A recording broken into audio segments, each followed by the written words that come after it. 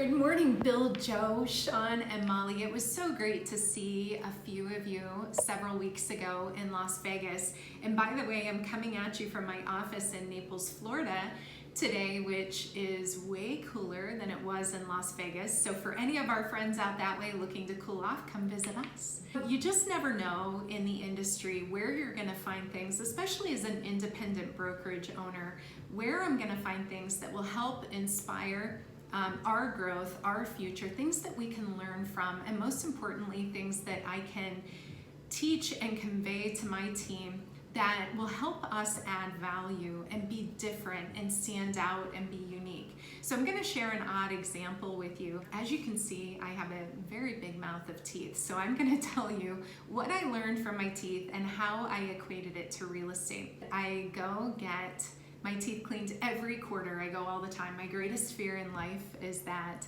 I'm going to lose them. So I'm super crazy about doing that. And what I've learned is over all those years of going to that particular establishment and that doctor is they have my full trust. They've got my full loyalty. You know, I've been a great customer for a long time. They have all of that, you know, great rapport. What they tell me, I believe. I know that they've got the best interests of my mouth, I suppose, and my future at heart.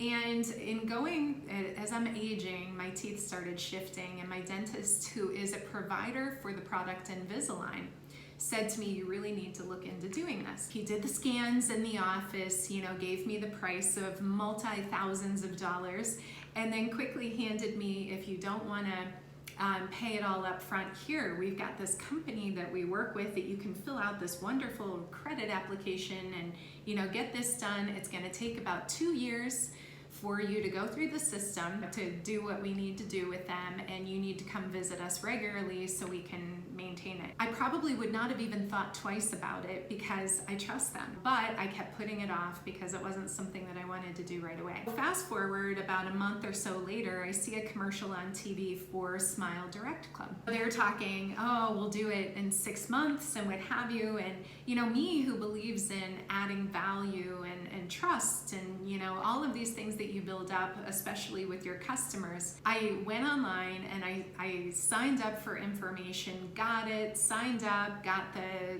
information to go get a tooth scan and what have you. Proceeded to go through that process just because, why?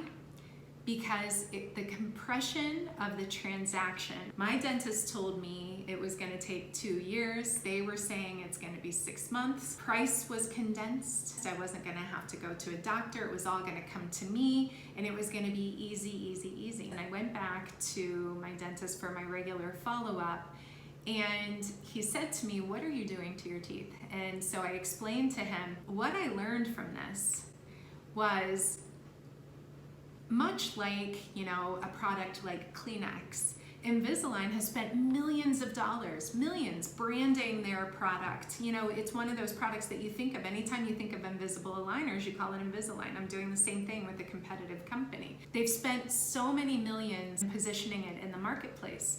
But here's what they didn't do.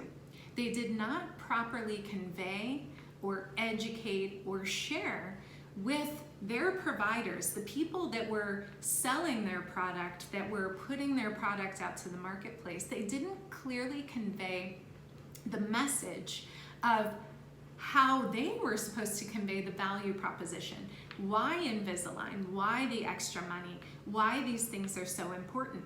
So here I have a provider who I trust, and he could tell me, Tiffany, we need to pull 16 teeth, and I probably wouldn't even question it, because I trust them. He was not able to convey the value proposition. He had me at hello. He had me. He was not able to convey the value proposition clearly and concisely to me that would have made me go through that process with him, as opposed to picking up the phone and or reaching out via internet in response to a commercial that I saw for a quick ease of transaction, ease of use. So my question to you, and what I put out to my team all the time, doesn't matter how many millions are spent on a brand. You know, there's all these brands that have been around for tons of years. If you're not in a position where you as an individual are able to convey the value proposition that your company provides, and being able to convey that to the consumer, what are you going to do better? What are you going to do differently? How are you going to add value to this situation or to the case scenario? If you are not able to clearly and concisely convey that message, you're going to lose out to someone else, or to this quicker opportunity, or to this alternative option. So think about that going forward. How are you conveying your value? How is your company conveying their value to you that you then can convey to the customer? Don't lose your customer because you're not able to equate that. You have special gifts, you have a lot to offer, and don't forget to share it.